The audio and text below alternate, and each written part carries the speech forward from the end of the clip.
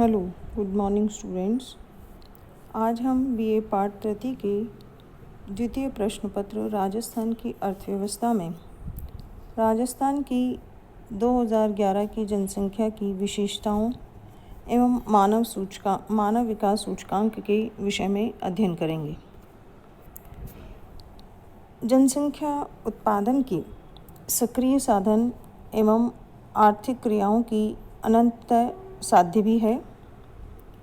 किसी भी अर्थव्यवस्था के विकास में उसकी जनसंख्या या मानव संसाधनों के आकार, उसकी वृद्धि दर, उसकी व्यावसायिक संरचना, उसके स्वास्थ्य का बहुत प्रभाव पड़ता है। इसी परिप्रेक्ष्य में हम राजस्थान की जनसंख्या के विश्लेषण के बारे में अध्ययन करेंगे। उसमें पहला है जनसंख्या का आकार। 2011 की जनसंख्या के जनगणना के अनुसार राजस्थान की कुल जनसंख्या 6.85 करोड़, उसमें से 3.56 करोड़ पुरुष और 3.30 करोड़ स्त्रियों की संख्या थी। राजस्थान का कुल क्षेत्रफल भारत के क्षेत्रफल का 10.4% है, किंतु जनसंख्या का 5.67% भागी है एवं जनसंख्या की दृष्टि से राजस्थान 28 राज्यों में से 8वें स्थान पर आता है। तो हम देखते हैं जनसंख्या की वृद्धि दर। राजस्थान में पिछले 60 वर्षों में जनसंख्या 5.26 करोड़ 60 वर्षों में जनसंख्या में 5.26 करोड़ की वृद्धि हुई, जहां राजस्थान की जनसंख्या 1951 में 1.6 करोड़ थी। 2011 में वह 6.85 करोड़ हो गई। 2010-11 में जनसंख्या की वृद्धि दर 21.3% रही, जो भारतीय औसत वृद्धि दर 17.7% से ऊंची थी। वृद्धि दर की दृष्टि से राजस्थान का भारत में चौथा स्थान है। राजस्थान के सभी जिलों में वृद्धि दर में काफ़ी असमानता दिखाई देती है।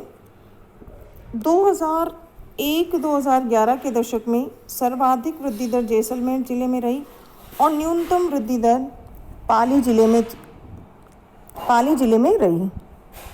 2001-11 की अवधि में राजस्थान में जनसंख्या का 21.3% बढ़ जाना इस बात का सूचक है कि राजस्थान में जनसंख्या नियंत्रण की दिशा में विशेष प्रयास करने की आवश्यकता है।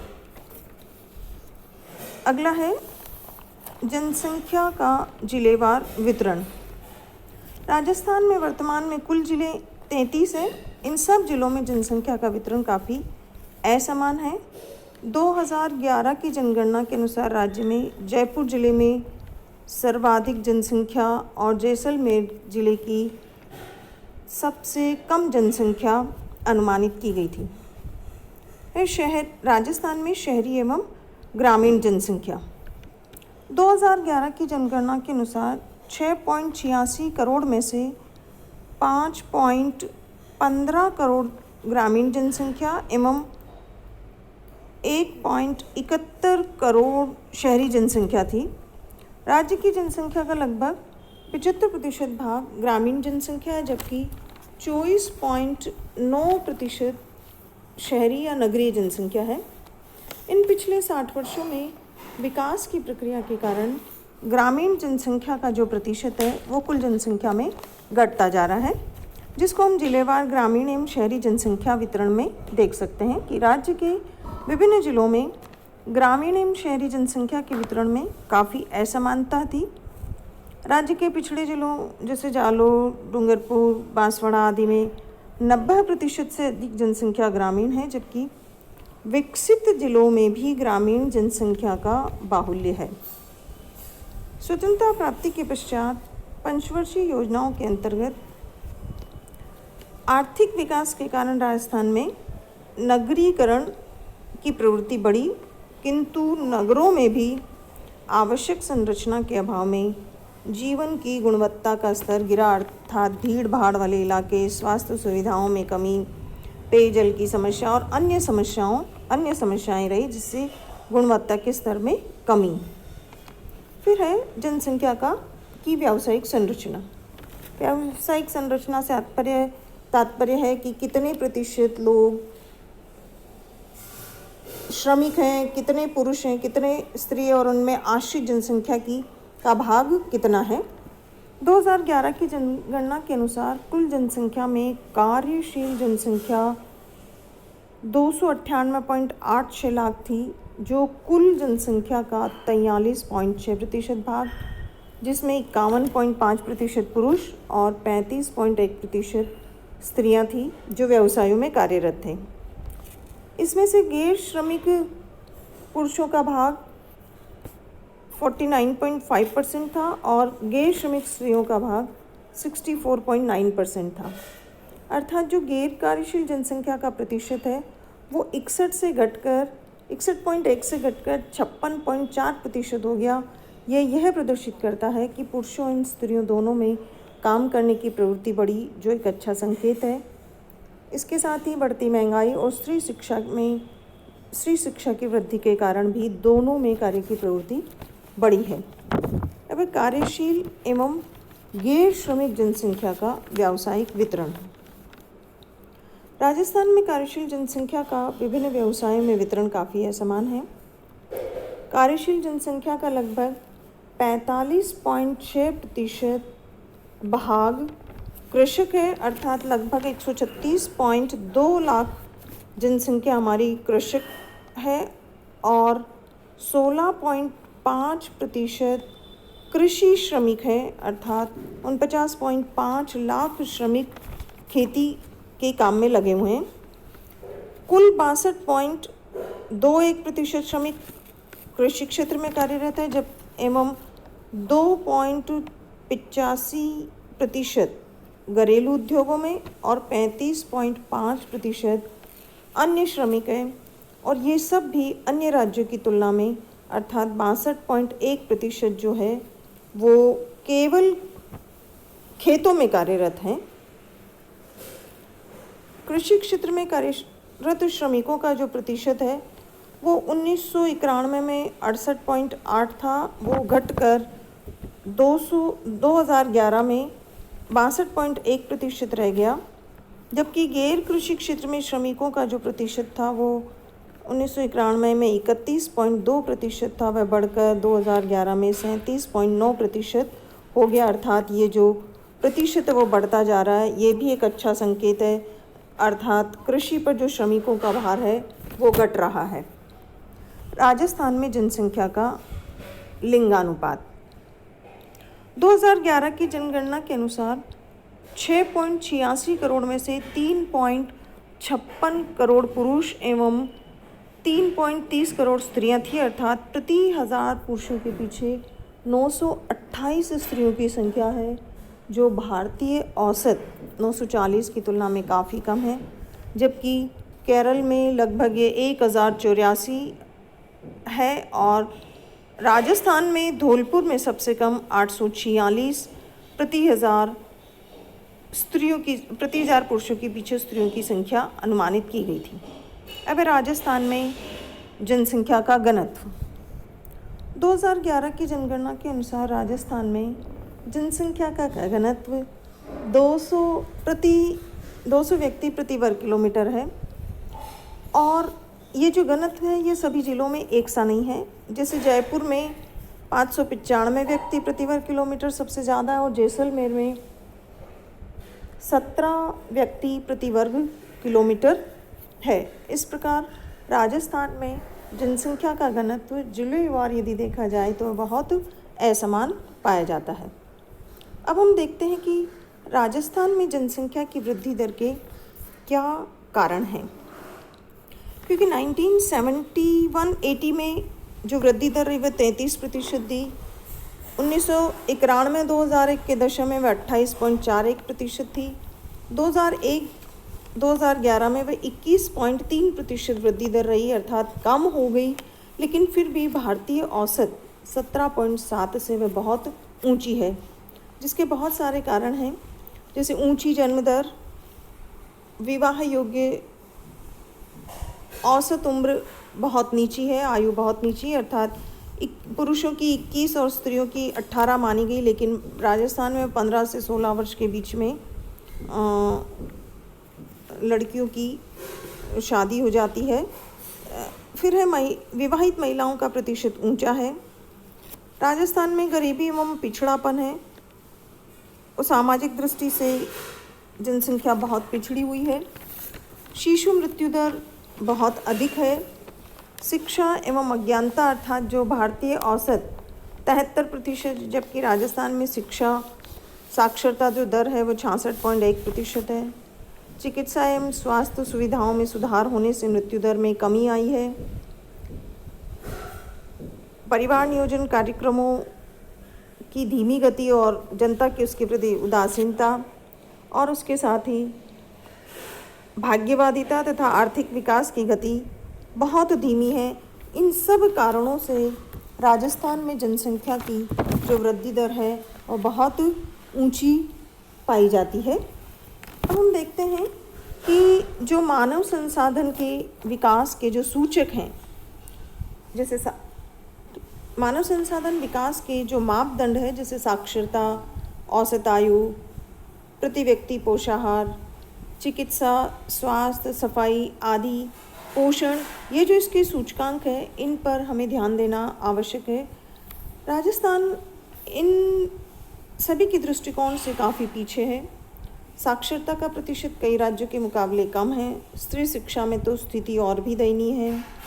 औसत आयु भी कम है, क्योंकि राज्य में आर्थिक निर्धनता, निम्न जीवन स्तर, चिकित्सा सुविधाओं का अभाव तथा जनसंख्या में व्याप्त अज्ञानता आदि प्रमुख कारण हैं। तो अब हम इन विकास मापदंडों में से पहला हम देखते हैं साक्षरता।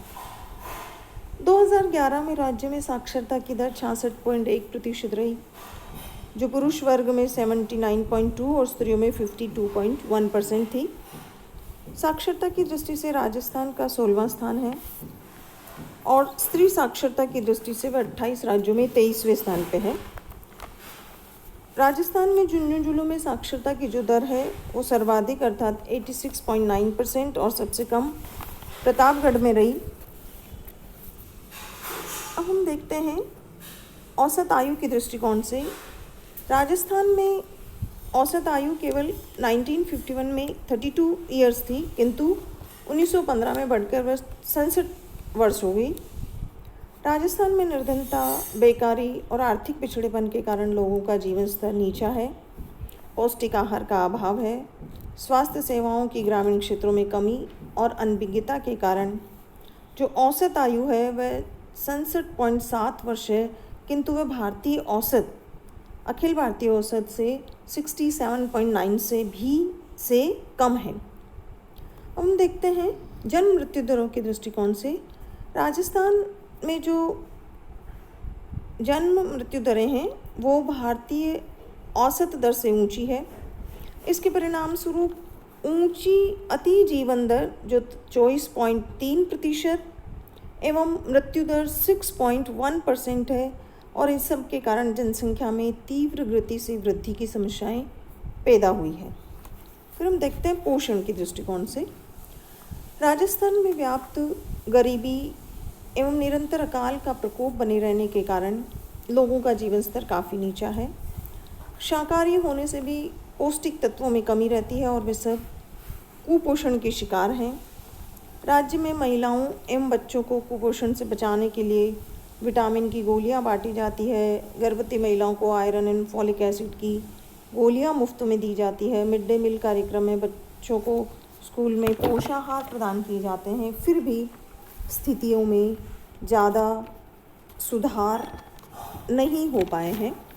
तो हम इन सब मानव संसाधन विकास के हेतु क्या प्रयास राजस्थान सरकार के द्वारा किए गए हैं, कितने प्रभावी कदम उठाए गए हैं, उन सब का उनका विश्लेषण करते हैं। उसमें सबसे पहला है शिक्षा का प्रसार। शिक्षा के प्रसार पर बल दिया गया है। 1950-51 में जो 8.95% जो साक्षरता वृद्धि दर थी वह 2011 में 66.1% हो गई। स्त्री शिक्षा में भी काफ़ी वृद्धि हुई है। अर्थात वह 52.1% हो गई। प्रौढ़ शिक्षा के लगभग 20,000 केंद्र कार्यरत हैं। संपूर्ण साक्षरता अभियान के तहत राज्य के सभी जिलों में संपूर्ण साक्षरता कार्यक्रम लागू किया गया है। दूर दराज के इलाकों में राजीव गांधी जयंती पाठशालाएं खोली गई। बालिका शिक्षा को बढ़ावा देने के लिए राज्य में 200 कस्तूरबा गांधी बालिका विद्यालय संचालित है। छात्रा शिक्षा संस्थान की भी स्थापना छात्रा शिक्षा को बढ़ावा देने के लिए की गई है। यूनिसेफ की वित्तीय सहायता से गुरु मित्र योजना और सीडा की सहायता से लोक जुम्बिश योजना क्रियान्वित की जा रही है। इसके साथ ही राजस्थान के जनजातीय अनुसूचित जनजाति मरु क्षेत्रों अर्थात रेगिस्तान में भी शिक्षा विस्तार के कई कार्यक्रम चलाए जा रहे हैं। राजस्थान में योजनाबद्ध विकास के पिछले 6 दशकों में साक्षरता में तेजी से वृद्धि हुई है, किंतु फिर भी अन्य पड़ोसी राज्यों से हम काफ़ी पीछे हैं। दूसरा है चिकित्सा एवं स्वास्थ्य सेवाएं। योजनाबद्ध विकास से चिकित्सा एवं स्वास्थ्य सेवाओं में भी अप्रत्याशित वृद्धि हुई है। सरकार ने उनके विकास पर काफ़ी बल दिया है। ग्रामीण क्षेत्रों में चिकित्सा एवं स्वास्थ्य सेवाओं की बहुत कमी है। वहाँ बाल मृत्यु दर एवं सामान्य मृत्यु दर दोनों ऊंची है, फिर भी सरकार निरंतर अधिक व्यय कर राज्य में इन सेवाओं में सुधार करने को दृढ़ संकल्प है। अंधता निवारण, मलेरिया उन्मूलन, टीबी उन्मूलन आदि, एड्स नियंत्रण आदि के कार्यक्रमों के अतिरिक्त बाल सघन टीकाकरण और पोलियो दवा पिलाने पर भी जोर सरकार का है। 2 अक्टूबर 2011 से निःशुल्क दवा वितरण योजना से लोगों को लाभान्वित किया जा रहा है, अर्थात सरकार इसके लिए चिकित्सा एवं स्वास्थ्य सेवाओं में वृद्धि के लिए दृढ़ संकल्प है। फिर है जल प्रदाय योजनाएं एवं स्वच्छता की व्यवस्था। हालांकि राज्य में पानी का नितांत अभाव है, इस हेतु निपटने के लिए सरकार ने विभिन्न जल प्रदाय योजनाओं को हाथ में लिया। इसके साथ ही स्वच्छता की व्यवस्था के लिए सरकार ने ग्राम पंचायतों एवं नगरपालिकाओं को यह व्यवस्था सौंपी है, जो अपनी वित्तीय स्थिति और प्रशासनिक कुशलता के आधार पर इस कार्य में संलग्न है। इन सब प्रयासों के बावजूद भी बढ़ती जनसंख्या, पानी की बढ़ती मांग एवं जल संसाधनों की सीमितता से ग्रीष्म ऋतु के अंत तक तो पेयजल की समस्या विकट हो जाती है और सब तरफ सभी क्षेत्र और कई क्षेत्रों में तो पानी के लिए त्राही त्राही मच जाती है। अब हम देखते हैं जन्म मृत्यु दरों में कमी।